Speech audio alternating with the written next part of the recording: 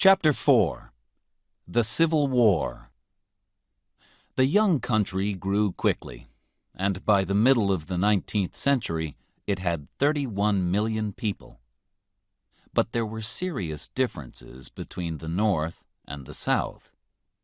And in 1861, a terrible war started. At least 600,000 people died in the battles or from disease. The war began because the southern states kept slaves to work in the cotton fields, but slaves were not allowed in the North. People from the South wanted to have slaves in the new lands of the West, but people from the North argued against this. In 1860, Abraham Lincoln was elected 16th President of the USA. He belonged to the Republican Party, which did not want people to have slaves. On the 24th of December, South Carolina said that it wanted to be independent, and the other southern states soon followed. The fighting began on the 12th of April, 1861, at Fort Sumter. The South had some of the best soldiers. One was the famous Robert E. Lee, and they had plenty of money from selling their cotton to Britain. But the North had more men and more factories. They also had Lincoln, one of the best presidents that the USA has ever had. He was born on a farm in Kentucky, but he worked hard in order to learn as much as he could. Lincoln made the Republican Party strong and spoke about rights and freedom. A very important battle was won by the soldiers of the North at Gettysburg in Pennsylvania in 1863. Lincoln spoke there afterwards about the brave soldiers who had died. This became known as the Gettysburg Address, and contains the famous words, "Government of the people, by the people, for the people."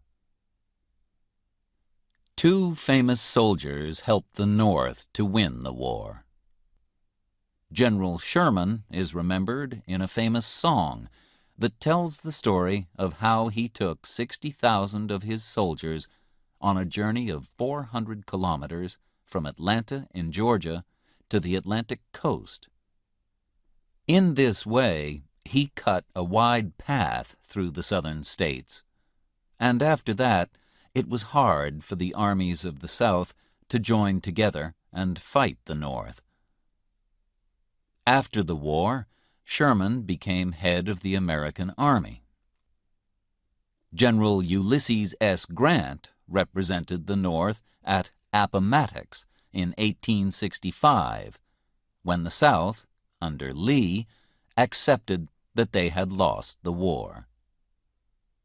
Grant was very fair to Lee's soldiers, who did not have to go to prison.